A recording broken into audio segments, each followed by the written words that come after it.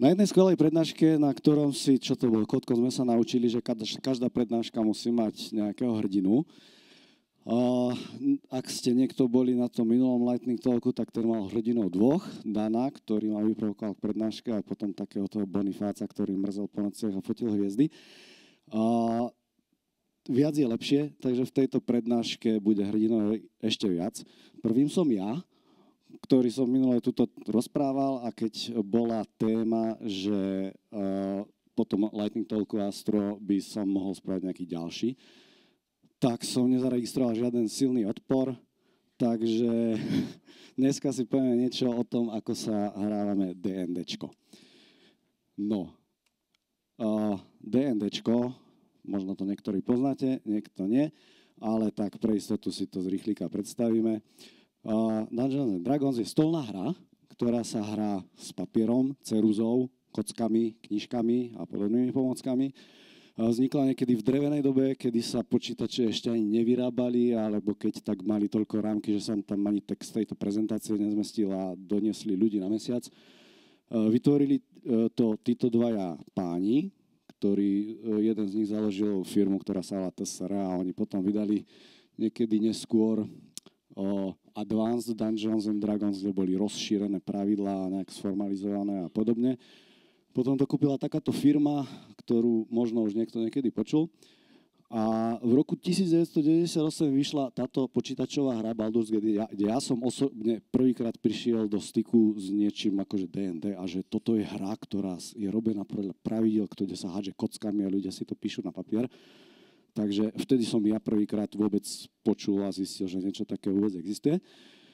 V nedávnej dobe, zhruba okolo korony, začali všelijaké celebrity hrať na YouTubečkách a D&Dčko, takže to maličko spopularizovali a ľudia to začali poznať a začali sa to hrávať a podobne. A my sme to hrávali ešte predtým, ako to bolo cool. A taký fun fact, v roku 1999 tú firmu Wizards of the Coast kúpila firma Hasbro. A to je taký ten výrobca hračiek a produktov, ktoré všetci ľúbime a poznáme. Takže okrem takýchto značiek majú aj D&Dčko. No, a teraz, ako loviť draka. Zoženieme a naštudujeme pravidlá, zorganizujeme si nejakú partiu a jedného Dungeon Mastera. Treba sa zahrať príbeh, kde teda ten drak bude. Toto je nepovinné, ale je dobre prežiť tie dobrodružstvá nástrahy, aby to fungovalo. A to celé. Takže, ak máte nejaké otázky, tak si ich dobre zapamätajte, lebo ešte pokračuje druhá taká stručná časť toľko o tom, ako teda na to D&Dčko ľahko, lacno, rýchlo a dobre. Zase každému z vás napadol tento obrázok. Zase nebude to také celkom easy. Takže, ako to ide ľahko. Má to pravidla dosť zložité, takže treba si zohnať nejaké pravidlá. Také tie jadrové pravidlá sú 3 knižky, 1, 2, 3, ktoré sú takéto skromné, nejaké 200-stranové. Netreba to mať naštudované vôbec celé. Sú aj zjednodušené verzie, kde je proste knižka, čo má 64 strán a vystačí to na dlhé hodiny, dni, týždne, roky roboty.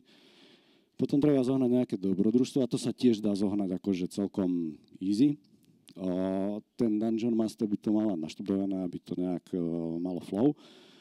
A potom treba zorganizovať pravidelné stretnutie viacerých ľudí, ktorí majú vlastné životy, povinnosti a všeličo. Toto je taká menej jednoduchá vec a na tom toto často stroskotá. Dakedy sa hovorí taký joke, bol aj film o D&Dčku, sa volal Dungeons and Dragons. A hovorí sa, že dvojka nebude kvôli tomu, že by im to finančne nevychádzalo, ale kvôli tomu, že sa nevedia dohodnúť na termíne.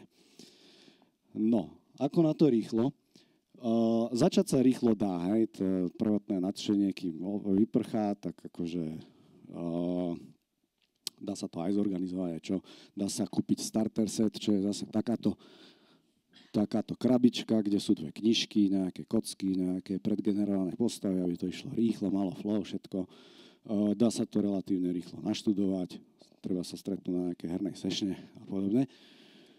No, a teraz, že ako pokračovať rýchlo, to si ja pravdu povedať myslím, že ani nemá zmysel, lebo to je ako keby ste si chceli rýchlo vypočuť obľúbenú pesničku. Takže cesta je cieľ za mňa, hej.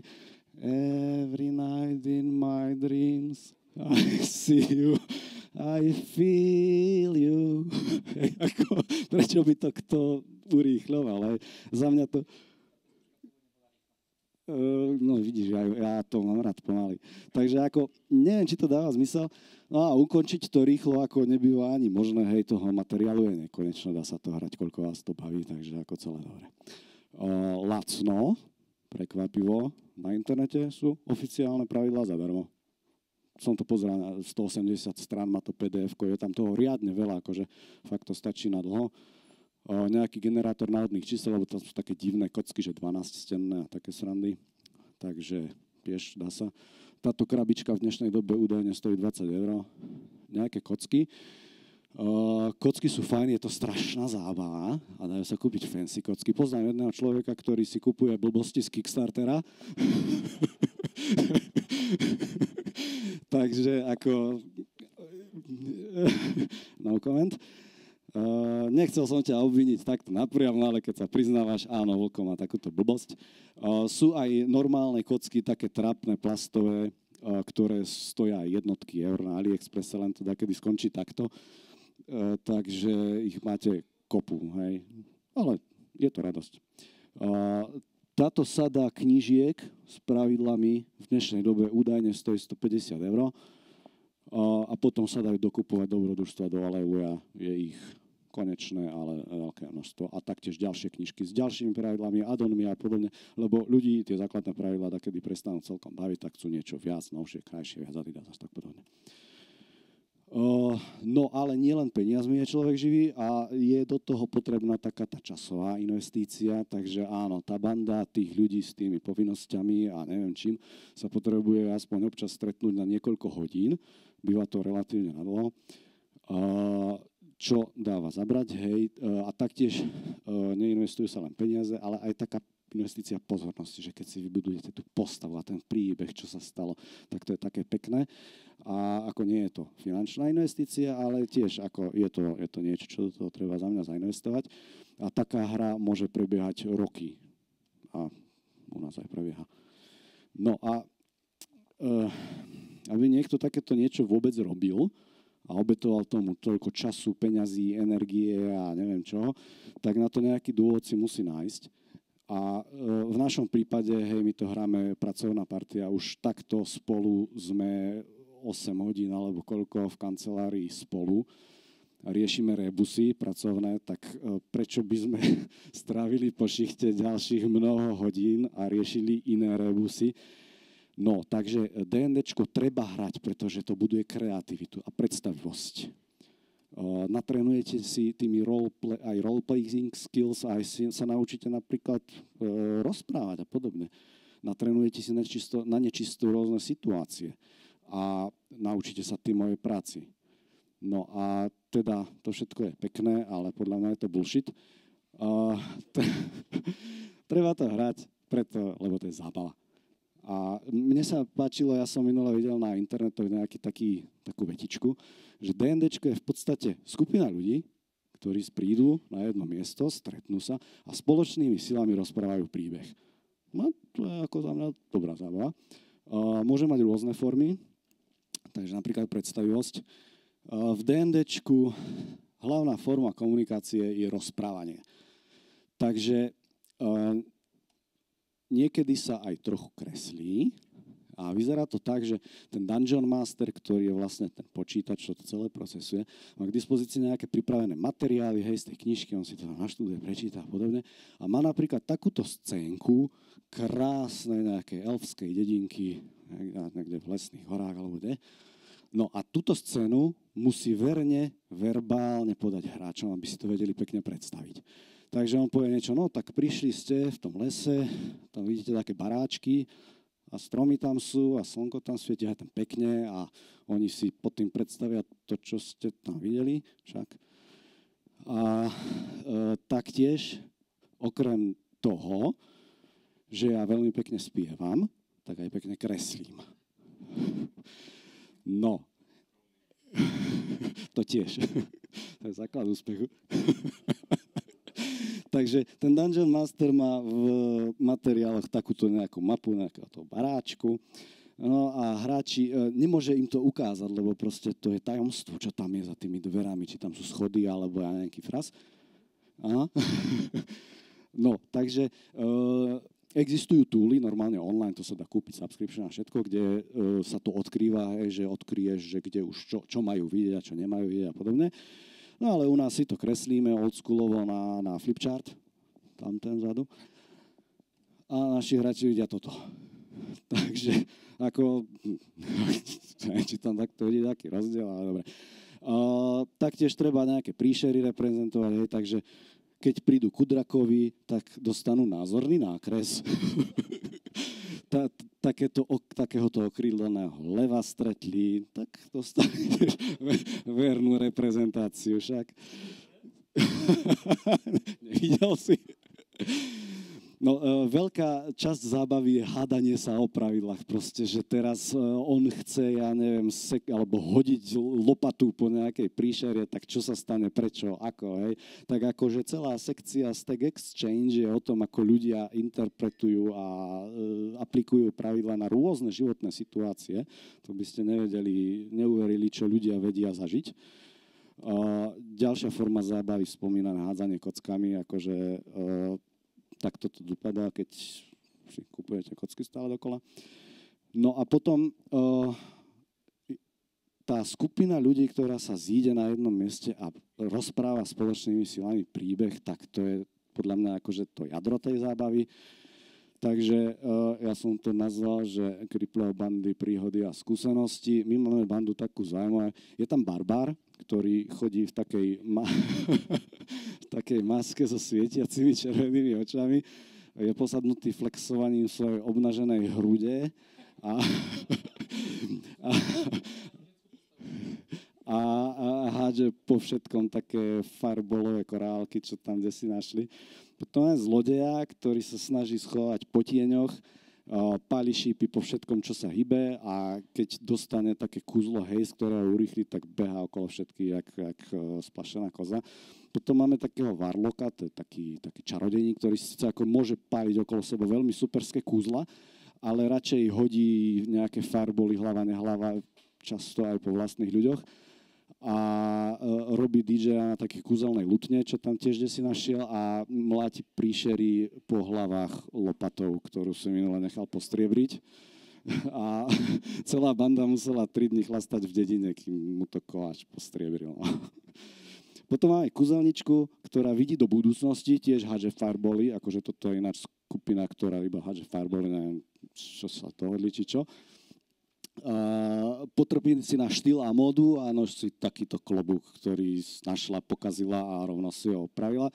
Potom máme takého snajpera, ktorý dostal nejaké, ja neviem, čo sú to za šípy, dum sme to nazvali, lebo teda sú veľmi efektívne. Našli ho úplne uneseného bandou orkov a zažil také životné traumy a situácie, že teraz si nenechajú žiadnu príležitosť užiť si nejaké masážne služby a nech to je aj niekde v chlieve či v kovářskej dielni, to minulé bolo či kde.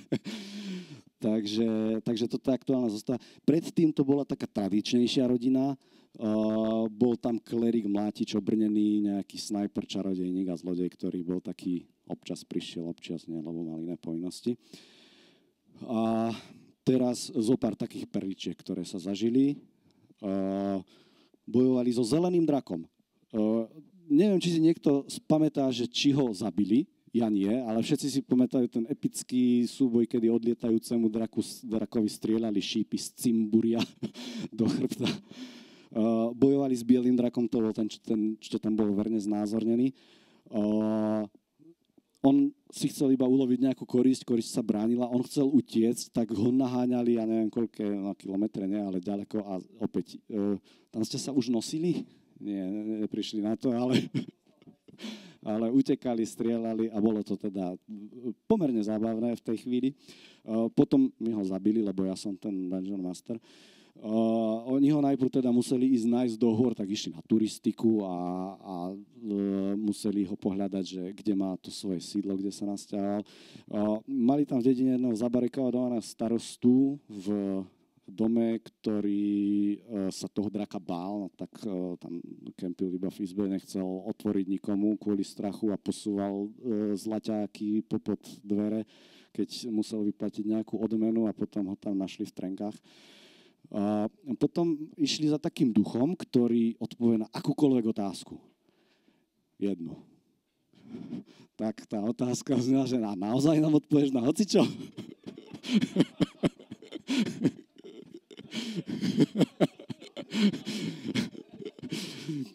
Potom tam zabili voľakého červačičo a ten klerík, ten mlátič z tej prvej tradičnej rodiny, on mal také všelijaké kúzla, ktoré sme si farbisto opisovali, že aké tie nekrotické zničenia na neho vzniknú a podobne a potom si z neho ušili spacák. Oni si chytili goblina, zajali, vzácny to zdroj informácií o nepriateľoch a podobne. A ktorý taký klerík sa potreboval pozrieť cez nejaké kriaky, tak si ho tam hodil do potoka a použil ako stolček. No, že sa goblin utopil, tak to už je jeho problém. Mal sa lepšie učiť. Potom iná partia, my to hráme aj doma so synami dakedy, stretli goblinskú partiu na lesnej ceste, tak na nich poštvali pár volov, ktorý ťahá voz a rozdúpali ich, neviem, či na prach, alebo akým spôsobom to dopadlo. No, tak možno si tam nebol, alebo si pospal. Firebally, friendly fire, úplne normálna vec u niektorých členov našej posádky. Raz sme asi hodinu riešili, že kto kam presne ako rýchlo uteká a kto dostrelí na tú bandu orkov a podobne. No a teda tá spomínaná lopata, ktorá už asi dve pomerne silné príšery skončili tak, že dostali lopatou po hlave a to ich zabilo. Čo akože nechápem, ako sa mohlo podariť, ale teda kocky neklamú a vyšlo to úplne, že veľmi zábavné. Je to univerzálny nástroj, pýtajú sa tým náhodne nájdené mŕtvolky a ponovom je aj postriebraná, takže dá sa použiť na všelijaké tie nemrtvé a neviem aké príšery. Tá kúzelnička, ona má takú super chatku, že oni to zakúzlia a majú čik domček, môžu spať celý čas, nič ich nevyruší, ale minule mala také videnie a tvárila sa, že ju pokopala elektrina, tak ju tamto lopatou, to si po krížoch tresol, lebo BOZP hovorí, že keď niekoho trasie elektrina, tak ho treba bezpečne od tej elektriny odpojiť. No, tak ostatní spali vonku na gauči. A potom majú také rôzne predmety, ten klobúčik sme tam videli, také všelijaké teleskopické palice, s ktorými sa dajú robiť kreatívne veci, dramaticky vejúci sa plášť, ktorý je dobrý na nič, maska so svietiacimi očami pre Barbara a podobne. Takže to sú také drobné čriepky zo života, napríklad všeličo, takže to boli také drobné čriepky toho, čo sa dá zažiť a na čom sa dá pomerne dobre zasmiať, aspoň teda my. A to už je na dnes z mojej strany všetko. Ďakujem za pozornosť.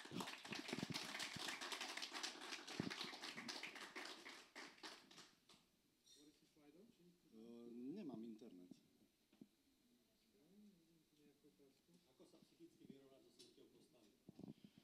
No netreba sa na ňu zase až tak viazať.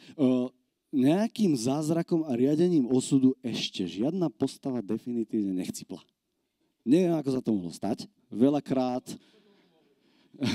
Veľakrát mám normálne strach z tých pravidel, lebo tam už takedy sú také celkom zábavné príšery a oni to vždy nejak tými farbolami umlátia, takže akože ešte nebolo, ale všetko raz musí byť prvý raz.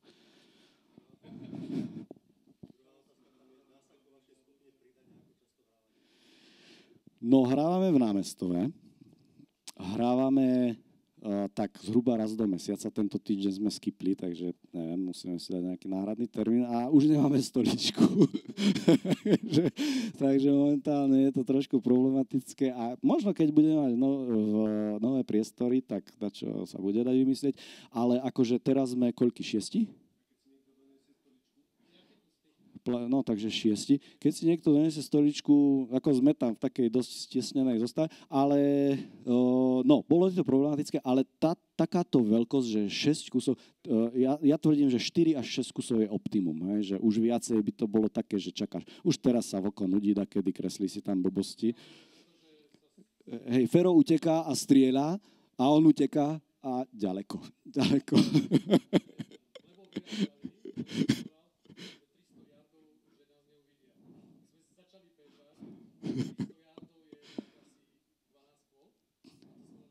No. Hej, to je robota na hodinu, ako ubehnúť tam kus cesty. Hej, on bol za chvíľu.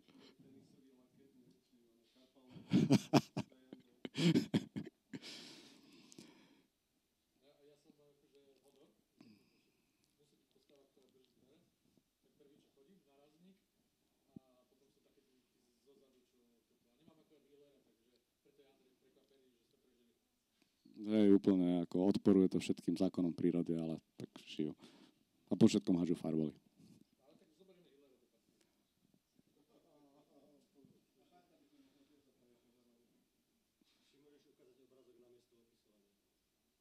To si musíte predstaviť. Ja to tu mám. Ja to nemám. Dobrodružstvo je príbeh, ktorý nie je nudný. To som si teraz vymyslel, takže robte si s tým, čo chcete. Jaj takto, že chápem, že to je tak ako všeobecnejšie myslené. Dobrodružstvo, názorný príklad, toto je dobrodružstvo, má to 64 strán, a je tam načrtnutie prostredia, lokácií, NPC-čiek, akože nejaké questy tam sú. Tam sú také veci z pozadia, motivácie tých rôznych postav, že kto čo, kedy, s kým, prečo, keď sa stane hento, kto čo spraví a takto. Akože dosť veľa dosť veľa vecí treba myslieť a nejak to vyresolvúvávať, že proste. Lebo každá akcia má nejaký dôsledok a teraz oni tam vypalia dedinu, hej, a teraz čo? No, tak. Áno. Tí ostatní nesmú vedieť tieto veci. Hej, takže ja mám predstavu, hej, je tam jedna dedina, hen taká usadlosť, tam taká lokalita, tam je ten duch, ktorý odpovie na nejakú otázku, tento človek chce hento, ale hovorí, že chce tamto a dá im za to nejakú odmenu a proste takéto veci. Takže to je prirodzené.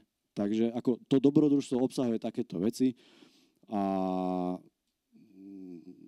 je to vlastne často uzavreté, že napríklad toto je taký úplne entry modul odporúčaný a je to také priamočiare, pekné, dobre vymyslené a podobne.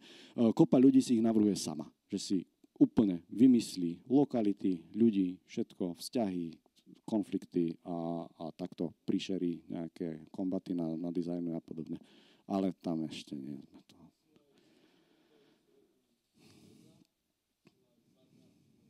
Takýchto hier je kopu, hej, toto je jedna zo...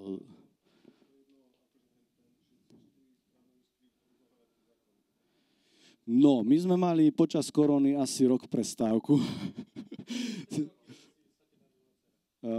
No a to nebolo kvôli korone, ale akože vymyslím si, toto je na, dajme tomu, 7 až 11 sessionov, hej. Rôzne, ale od tej 5., 6. do 9. až 12.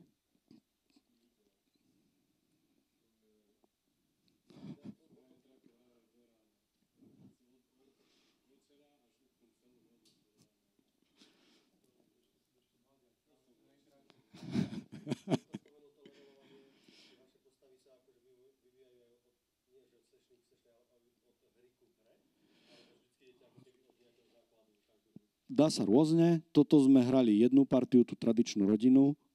Tú druhú krabičku, čo tu máme, tu hráme s inou, tou netradičnou rodinou. To je taká fakt akože banda pošukov, že kto ich vidí, tak ich nemá rád. Takže dá sa všelijako.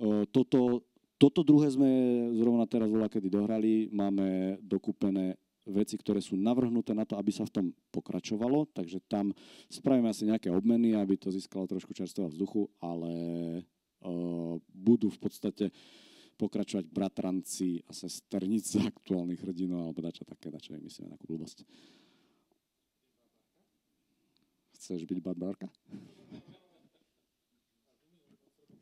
Budeš.